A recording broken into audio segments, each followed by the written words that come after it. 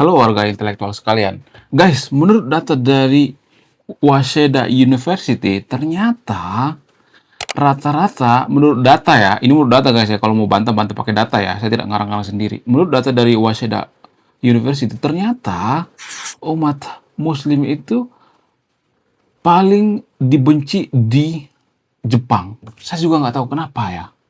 Ini menurut data guys ya. Bukan saya karang-karang sendiri kalau misalnya mau bantah-bantah pakai data ya. Kemudian baru-baru ini lagi viral di media sosial, lagi rame di media sosial di mana ada sekelompok orang atau umat muslim yang ada di Jepang melakukan takbiran ya. Jadi walaupun ini cuma konten doang. Nah, yang jadi pertanyaan, apakah ini etis atau tidak?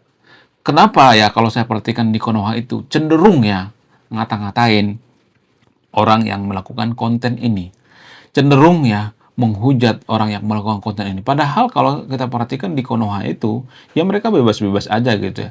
Ya, kenapa di Jepang itu dihujat, sementara di Konoha nggak dihujat gitu? Kenapa? Apa alasannya? Apakah ini standar ganda? Jadi menurut saya pribadi ini semacam keanehan. Aneh nggak sih? Kalau ada orang yang melakukan seperti ini luar negeri ya, takbiran luar negeri, lalu warga Konoha banyak yang menghujat. Tapi kalau di Konoha dilakukan seperti ini, nggak ada berani yang menghujat gitu ya. Kenapa? Apa alasannya? Apakah karena dipengaruhi oleh bias media? Bagaimana fakta yang sebenarnya?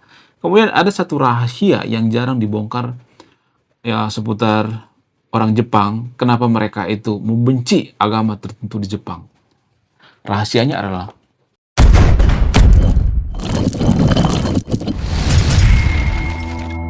jadi menurut survei atau data dari Waseda University ini ternyata orang-orang Jepang itu rata-rata membenci umat muslim ya. Saya juga nggak tahu kenapa bisa seperti itu ya.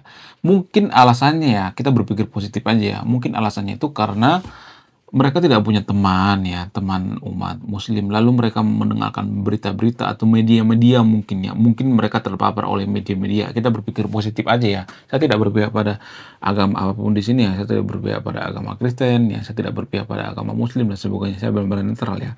Jadi kalau misalnya menurut data dari Waseda University yang dibenci itu Kristen, saya juga akan mengatakan Kristen ya. Jadi saya tidak berpihak pada agama apapun di sini ya. Jangan berpikir bahwa saya itu memojokkan agama tertentu ya. Disclaimer on ya, menurut data ya.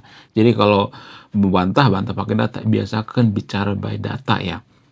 Kemudian kalau saya perhatikan di Jepang ini ya, mohon maaf bagi yang nonton video ini ya, bukan berarti saya mengatakan bahwa Jepang itu ateis, semuanya agnostik dan sebagainya. Mereka itu cenderung lebih pro terhadap agama lokal. Mereka juga beragama sebenarnya. Agama apa itu? Agama Shinto.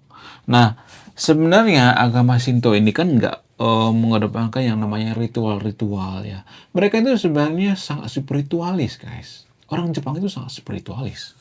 Apa buktinya? Buktinya mereka itu tidak pernah buang sampah sembarangan. Kenapa mereka tidak buang sampah sembarangan? Apa alasannya?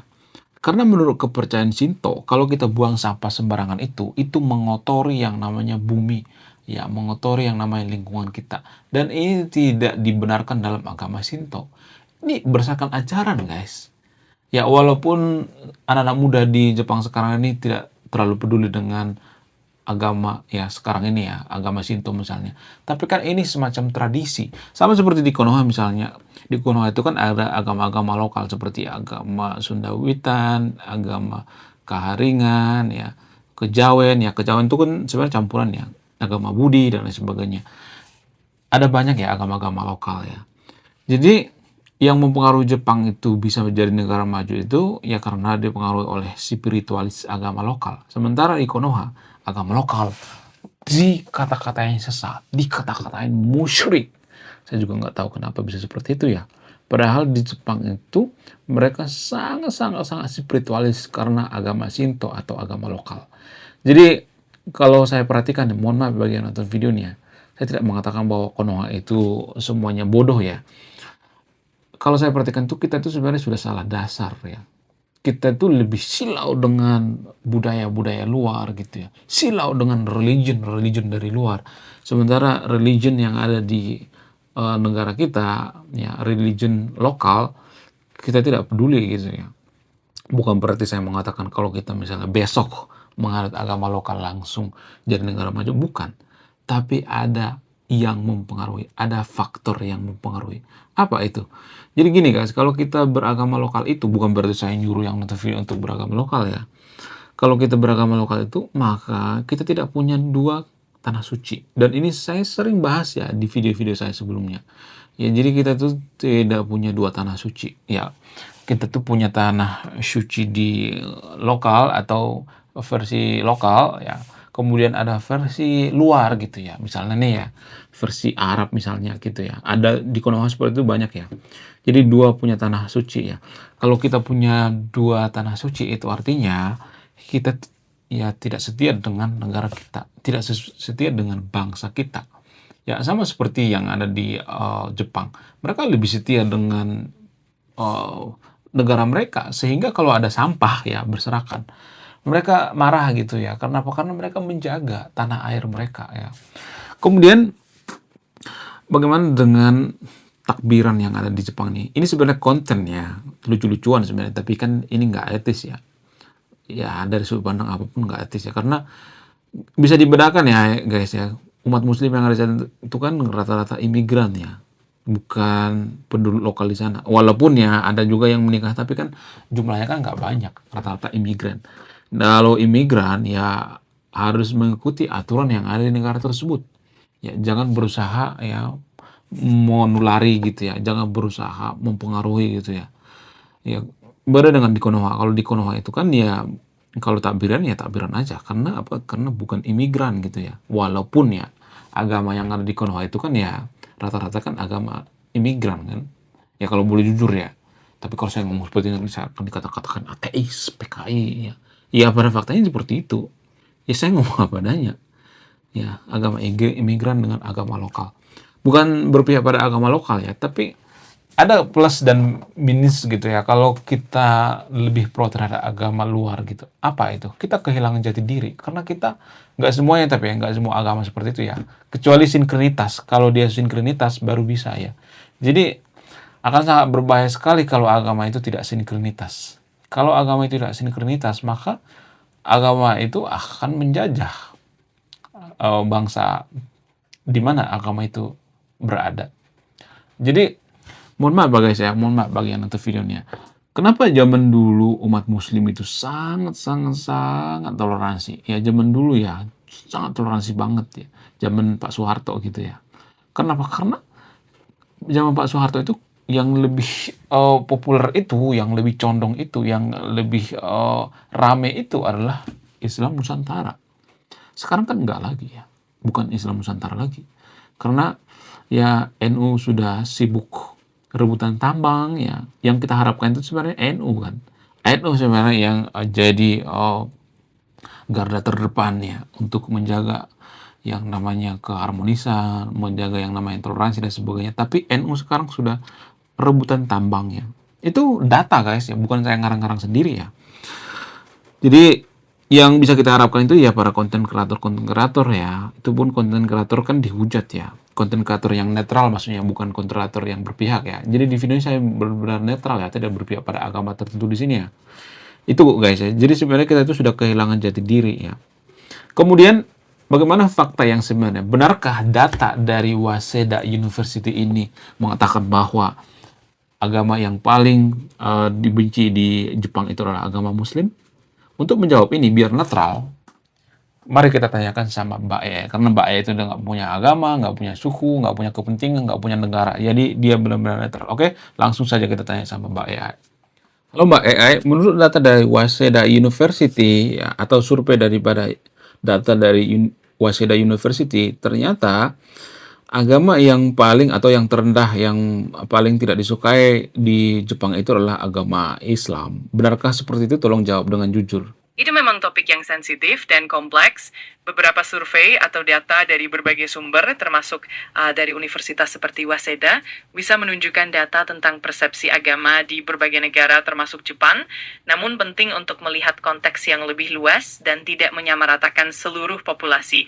Jadi memang ada data yang menunjukkan adanya kecenderungan tertentu, tapi penting juga untuk melihat Oke, data oke, oke, secara oke, oke. Tolong kasih datanya dong. Tolong bacain datanya. Apa isi surveinya? Jadi dari survei yang dilakukan oleh Waseda University di kota Imizu, hanya sekitar 15% responden yang menyatakan bahwa Islam adalah agama yang menekankan perdamaian, dan sekitar 12% yang merasa bisa hidup berdampingan dengan umat Muslim. Sebagian besar responden cenderung kurang setuju atau menolak kehadiran Muslim di Jepang. Namun, penting untuk diingat bahwa ini hanya mencerminkan persepsi di kota tersebut dan tidak bisa digeneralisasi untuk seluruh Jepang. Oh, berarti yang saya katakan itu benar apa tidak? Secara umum memang ada data yang menunjukkan kecenderungan tersebut, jadi bisa dibilang ada kebenaran di dalamnya, tapi penting juga untuk melihat konteks yang lebih luas dan mengingat bahwa persepsi bisa berbeda-beda di setiap daerah. Jadi bisa dibilang benar dalam skala tertentu, tapi tetap perlu pendekatan yang lebih holistik. Kenapa Jepang itu cenderung tidak suka dengan agama luar gitu ya, agama impor gitu ya? Kenapa mereka lebih berpihak pada agama Shinto atau agama lokal? Apa alasannya? Tolong jawab dengan jujur. Ada beberapa alasan yang melatar belakangi hal itu. Pertama, Jepang memiliki sejarah panjang dengan agama lokal seperti Shinto dan Buddhisme, sehingga nilai-nilai budaya dan spiritual mereka sudah sangat tertanam.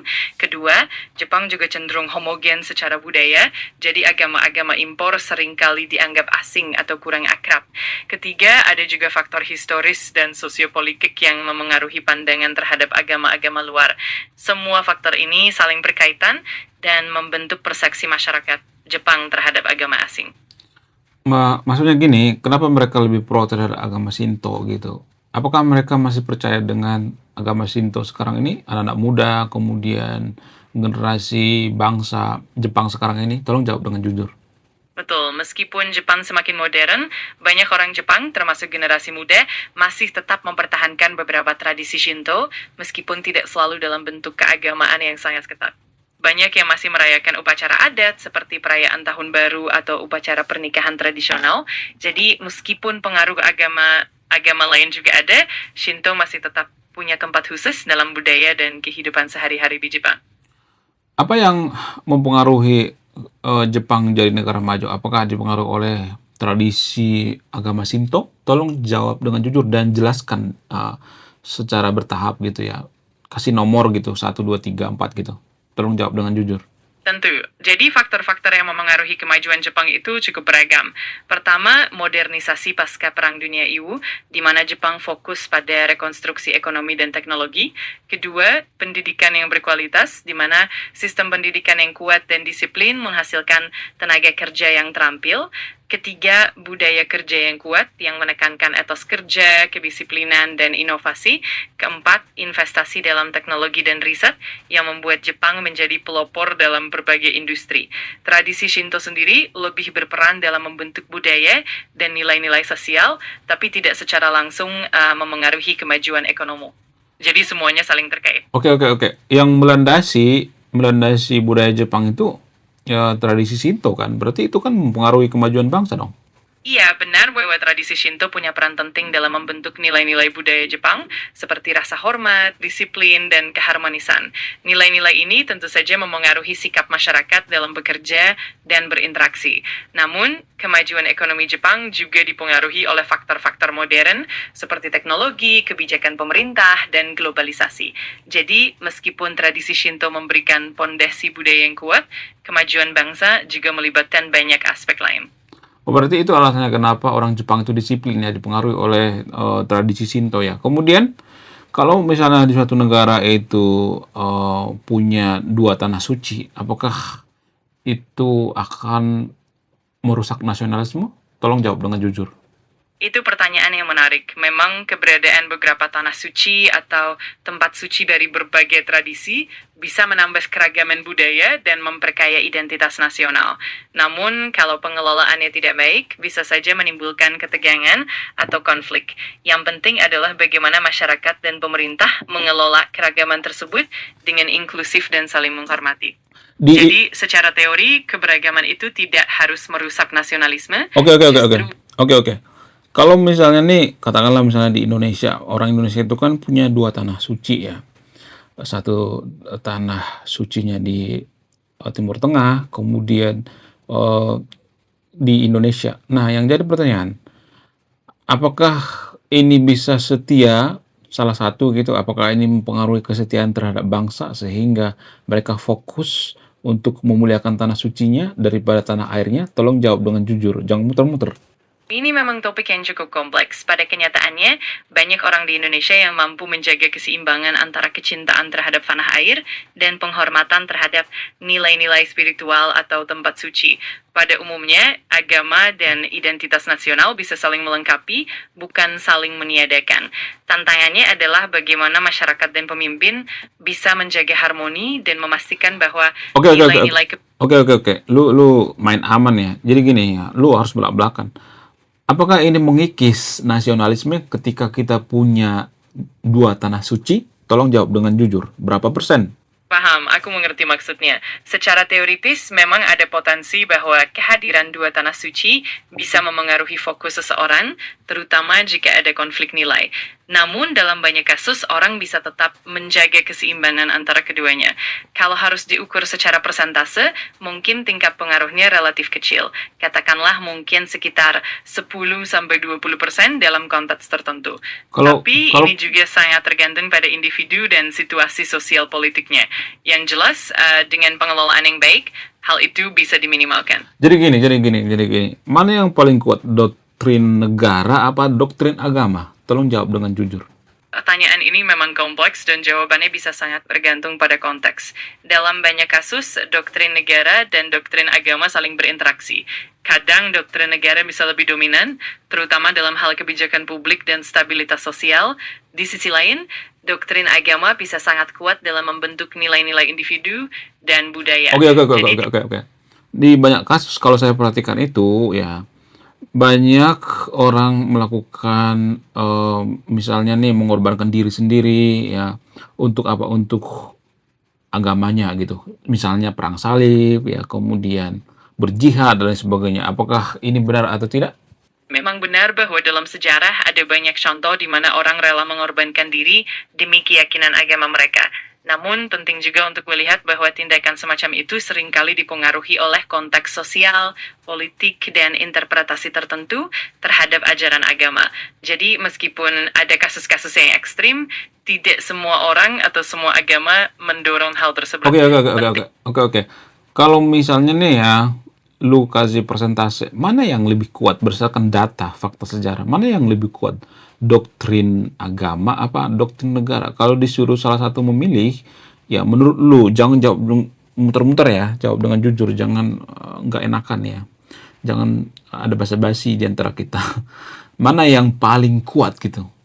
Kalau harus memilih secara tegas, sebenarnya tergantung konteksnya. Dalam banyak situasi, doktrin negara cenderung lebih kuat dalam hal membentuk kebijakan, hukum, dan stabilitas sosial secara luas. Namun, doktrin agama juga bisa sangat kuat dalam membentuk nilai-nilai pribadi dan budaya.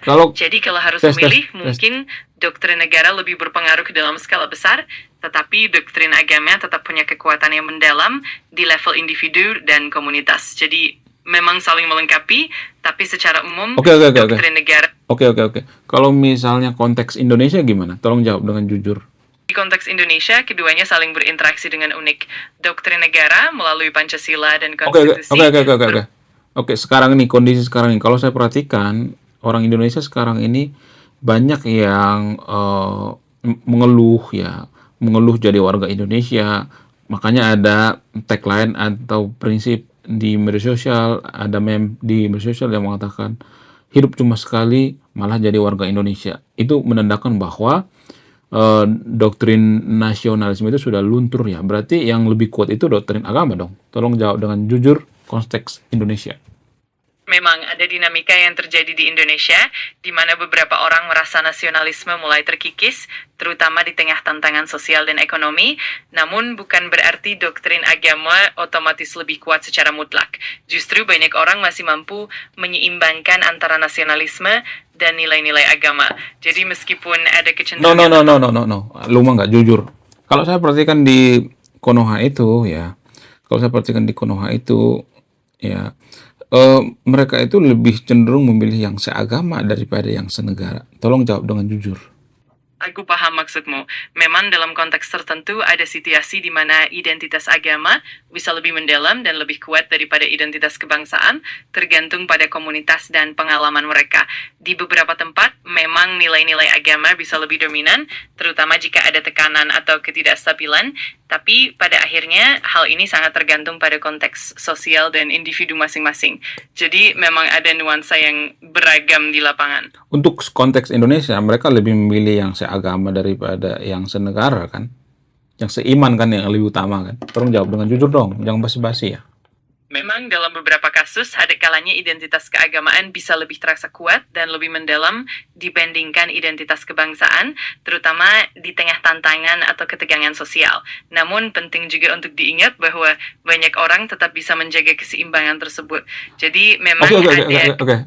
Gini, kalau misalnya yang kayak gini terus ya, mereka lebih memilih seagama daripada senegara, berarti nasionalisme mereka sudah terkikis. Berarti ini mempengaruhi negara tersebut susah maju, ya kan? Tolong jawab dengan jujur. Aku mengerti sudut pandangmu. Memang jika identitas keagamaan lebih dominan dan mengesampingkan nasionalisme dalam jangka panjang, itu bisa berdampak pada kesatuan dan kemajuan negara. Namun, pada kenyataannya, banyak juga masyarakat yang mampu menyeimbangkan keduanya, sehingga tidak Oke, selalu berdampak. oke. Kalau misalnya mereka memilih yang seagama daripada yang senegara, mereka lebih memilih yang seiman gitu ya. Kalau dibandingkan dengan negara Jepang misalnya, mereka itu nggak ada kepentingan memilih yang seiman, seagama, ya mereka punya kepentingan nasionalisme. Itu yang mempengaruhi kenapa Jepang lebih maju daripada Indonesia. Tolong jawab dengan jujur. Memang faktor-faktor seperti kesatuan nasional dan fokus pada identitas kebangsaan memang turut memengaruhi kemajuan sebuah negara. Di Jepang, kesadaran nasional yang kuat dan homogenitas budaya juga berperan dalam stabilitas dan kemajuan. Di sisi lain, di Indonesia, keberagaman agama dan budaya memang menjadi kekayaan, tetapi juga tantangan tersendiri. Jadi keduanya punya kelebihan dan tantangannya masing-masing. Oke. Kalau misalnya lu pilih mana yang lebih cepat maju ya, Jepang tidak ada memilih yang seiman, ya kemudian tanah sucinya nggak ada di luar negeri, nggak ada di Timur Tengah dan sebagainya. Sementara Indonesia itu ya lebih cenderung memilih yang seiman, kemudian mereka punya dua tanah suci dan lain sebagainya. Ya kalau dikasih dua pilihan, mana yang lebih rasional cepat maju, Jepang apa Indonesia? Secara umum, memang dalam konteks sejarah dan perkembangan, Jepang cenderung lebih cepat maju karena faktor-faktor seperti homogenitas budaya, fokus yang lebih kuat pada nasionalisme, dan kebijakan pembangunan yang terarah. Di sisi lain, keberagaman di Indonesia memang menjadi kekayaan, tetapi juga tantangan yang perlu diatasi. Oke, I know.